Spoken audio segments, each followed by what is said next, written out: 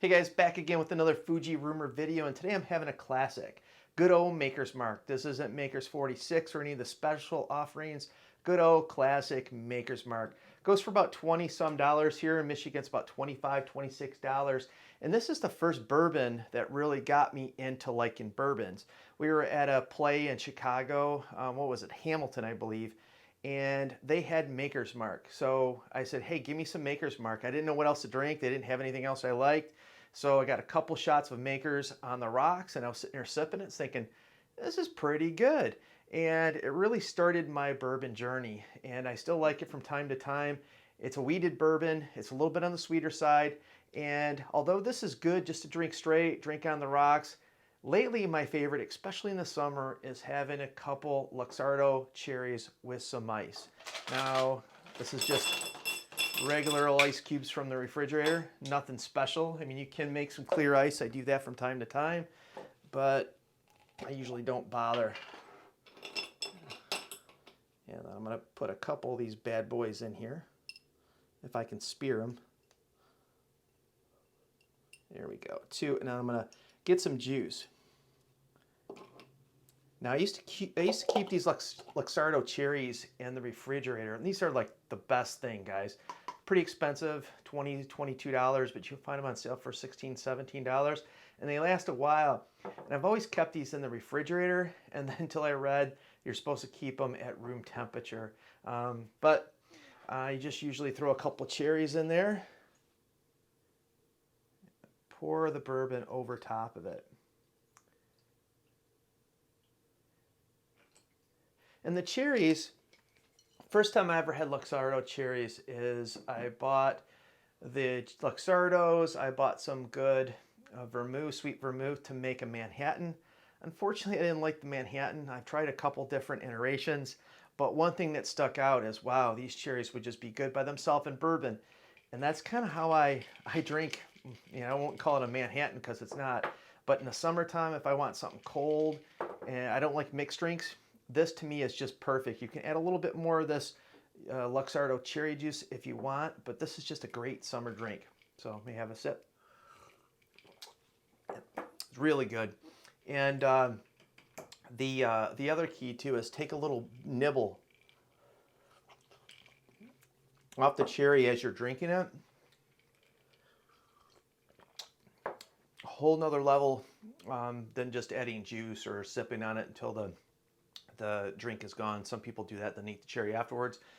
Take little nibbles and it'll treat you good.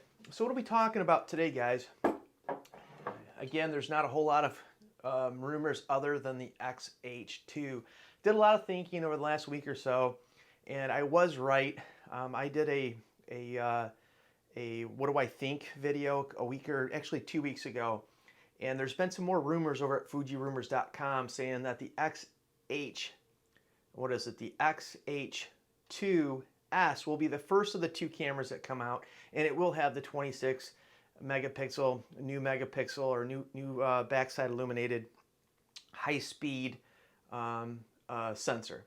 So that's kind of confirmed, but I've been thinking, it's like, what else? So I figured I'd jot some notes down what I think that these two cameras will be.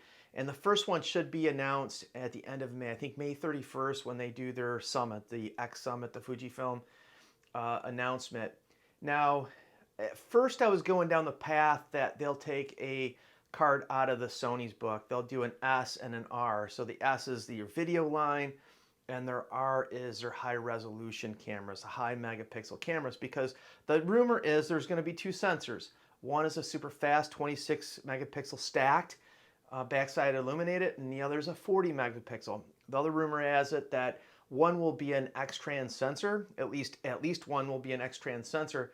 And at first I said, okay, will they follow Sony's path? I don't think they will, and here's why, guys. If you look at the GFX 100 and the 100S, 100S isn't a video camera. It's kind of like a cheaper offering, a cheaper version. And I don't think Fujifilm is going to follow those exact same lines, but I think they will follow them somewhat. So here's my rumors, if you will, how my speculation that these cameras will be announced and what they'll cost. And we'll just see. We'll go back and see how close I was. Let's get into it.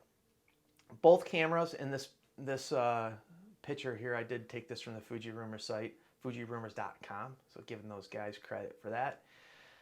Both cameras, I think they'll share the same body. It'll have the same ergonomics than the XH1, but I think it'll be smaller. I think it'll be smaller than the XH1. A little bit bigger maybe than the XT4, but smaller than the XH1. I think it'll have the same battery as the XT4. Fuji likes to keep the batteries very similar. It's the same battery that they're using in a lot of the GFX cameras. So I think they will keep that same battery. A lot of people that shoot XT4, they know that's their market, as well as the GFX line. I mean, these guys that are shooting the GFX, they might want to get a more of a pro APS-C body if one becomes available. So they'd like to use the same batteries. So I don't think we're going to see any kind of big battery, bigger battery. I think they will have, and I didn't put it on here, but I think they will have a battery grip like they usually do, where you can put, you know, 2 of these bad boys in there plus 1 in the camera and it'll last forever. High resolution hybrid flip screen. I think that they will come out with a new flip screen. I don't think they're just gonna pop the one off in the XT4. I mean, they might, but I think they heard enough feedback from people that was going from the XT3, and they just love the use as far as photography. And really, this camera is going to be a dual purpose. It's not just going to be a video-centric camera. It's going to be a hybrid. So I think what they're going to do is come out with a hybrid back flippy screen. One that does like the XT2 and the XT3, but also comes out and flips around like the XT4. Now, it's not impossible. It does add weight, it does add size, but this is going to be a bigger camera body. What was it? There's another camera. I can't think who has it off the top of my head, but there is another one out there that does that hybrid. I think they'll up the resolution, but I think that they have to do that, or they should do that if they want to be successful. Got a lot of gripes from a lot of photographers because, again, this is the XH2, even though it's going to have a lower resolution, it's not going to be a video-centric camera. And again, when I say it's going to be, it's not going to be, guys, again, I have no idea. I haven't got a camera from Fuji. I wish I did. This is just all of what I think what'll happen, or what I think they should do about it. IBIS, they'll both have IBIS. Hopefully it'll be an improved, it will be smaller, but will it be industry leading? I hope. I don't think it will. I think there'll be an improvements. It would be awesome. I think they would lead the pack if their new IBIS like was steady in the hand, meaning you can walk around this thing and it's very, it doesn't have to be like gimbal like, it has to be very good, and it has to get rid of the jitteriness. Unfortunately, Fujifilm, it jitters too much on the newer IBISs. The XT4 is a little better than the XS10, but it's still not very natural. It gets a little wonky. So I think they'll improve the IBIS. I just don't know if it'll be where we want it to be. Same thing with the autofocus. In order to be competitors with Canon, really Nikon even is doing pretty good in autofocus, but Canon and Sony, you got to get up to par. Now, if you look at Sony and you look at Canon, they're at that point where it doesn't matter who's the best, right? They're both usable. They're both really good. One could beat the other in a couple different categories, but nobody's going to buy, well, at least most people won't buy a camera because Sony or Canon had a better eye tracking or autofocus in video. It's just kind of a null factor. And I think Fuji has to get there. Will they? I don't know. I think it'll be improved. I just don't know if it'll be at Canon and Sony levels. I think it'll have a traditional shutter. I was hoping it would do like something cool like a leaf shutter, and I'm no engineer and I'm no camera expert, so guys, but my understanding with the leaf shutter, it has to be in the lens, and I don't see Fuji redesigning a bunch of lenses for this new camera. And as far as the body, you know, could it have an increased e-shutter? Absolutely. With this stack sensor, I think it will. I just don't think they're gonna engineer this thing with having two different lines, because having a stack sensor, because I think they're only gonna have one stack sensor. I think it'll be the smaller megapixel than the larger. It's harder to get that faster readout on those bigger megapixels. So I don't think they'll have no shutter on the XH2S and a shutter on the 40 megapixel XH2, which I think will be the more expensive camera, and I'll get to that in a minute. So I think they're going to use a traditional shutter. I think that the rolling shutter, when you're using the electronic shutter, it'll be probably really usable, but I don't think they will eliminate it. I don't think they'll totally eliminate it. So they'll still have traditional shutter, the standard HDMI out. People have been asking this for a long time. Other camera manufacturers are doing it. In order to be serious, especially in the hybrid, you got to give the video guys their standard HDMI out. And why the XH2S and the XH2? I don't think they're going to have one video and one high resolution camera. I don't think they're going this way. I think it, as I mentioned early in the video, I think it's going to be an in-between. I think it's going to, the XH2S is going to be their more inexpensive. It's the camera they're going to release first, because that's what all these camera manufacturers are doing these days, is coming out with one, and then later that year they're going to come out with something better. I think the XH2 will be somewhere in between. The video, it'll be like the true hybrid, but it'll also be that fast action camera. It'll have that 26 megapixel BSI stacked. It'll be good for video. It'll have less rolling shutter. It'll be great for the fast action guys, whether they're doing motocross and car racing or sports. So that'll be a win for both of those. So event photography as well as the video. The X-Trans sensor, I think the stack sensor will be an X-Trans sensor. I think that it will have unlimited recording up to 4K, 120 10-bit internal with no crop. I think that it's going to do it. I know that there's some downsampling, because I think 4K is really like a 16 megapixel or 12 megapixel. But I think they're going to pull it off. And if not 4K 120 no crop, it'll be 4K 60 no crop and a little 4K 120 crop. But I think they need 4K 120. That one may be cropped. I think it'll be 10-bit. Unlimited buffer. I think that they're going to put one CF Express Type A and one SD UHS-2, just like the Sony A7 IV. I think you're going to get a crazy buffer dump, and yeah, I think it'll go unlimited with that megapixel, that fast readout, right into that card, as long as you use a CF Express Type A. I think they're going to go with the 3.69 EVF, very much similar to the GFX 100S. Guys, see these similarities where I'm coming up these like-for-like comparisons to the GFX line. I think that this camera will be priced right under $2,000. I think when you step back and think about, like, what is this camera, where does it sit, in order to make a splash, and a lot of people will say, well, how does it compare to the A7 IV at $2,400? One, it's a full frame camera. And if you have all of these specs that are almost the same as that camera, you're not going to win anybody over. But if you have a camera that's priced $2,000, right under $2,000, or even if you went up to $2,200. So if you guys give me some kind of range, I think maybe $2,000 to $2,200 will be this XH2S. I don't think they can go up much more than that. It really can't. It's still, at the end of the day, APS-C camera. Don't hate me, guys. I love my Fuji cameras, but it's not a full frame. It's not a medium format, large format. It's an APS-C. Now the XH2, I don't think they're calling it the R like some people had stated. I don't think so. Just like their GFX, I think they're just going to call it the XH2. And if you compare the GFX line, the GFX 100 goes for 10 grand. The 100S, yeah, it has the same sensor, right? But the camera's different, and it goes for like $6,000. So almost half, 40, what is it, 60% of the full price. We're not going to see a huge difference, I don't think, like that, but I think the XH2 is going to be the premium, their not number uno camera. And I think it will have that 40 megapixel sensor. I think it'll have a bare sensor. I don't think it's going to be X-Trans.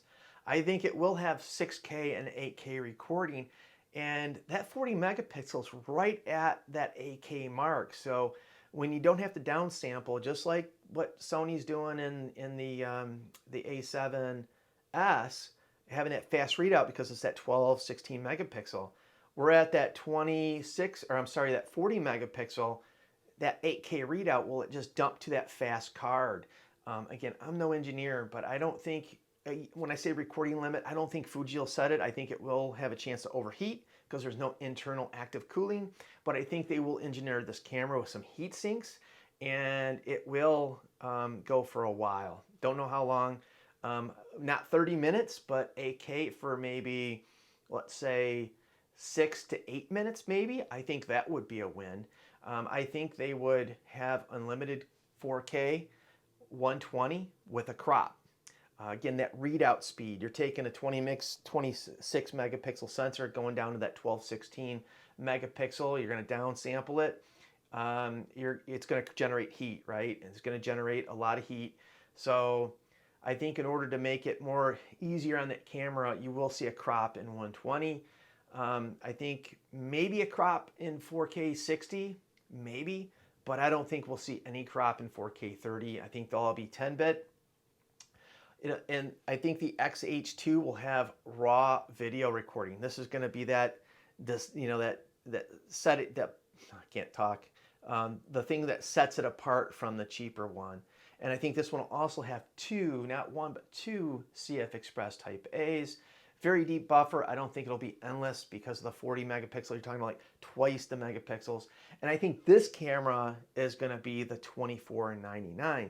And I think Fuji's strategy is very similar to Apple, right? They're going to come out with an XH2 that costs $2,500, and then they're going to offer an XH2S at a steep discount. It might be that under 2,000, it might be just over 2,000. It'll have almost everything that the XH2 has, and all like 90%, 95% of what you want, and you'll think you got a bargain. That's what Apple does, right? They come out with the 13 Pro like I have here, and then they'll have a standard 13. The standard 13 has like 95% of everything that the Pro has, and only fools like me buy it because you want those one or two extra things, and really it's not quite worth it. And a lot of people know that, but they price the regular iPhone 13 for the masses. So, they're not making huge money off the top end brands, but it really sets that price. So people think they're getting a deal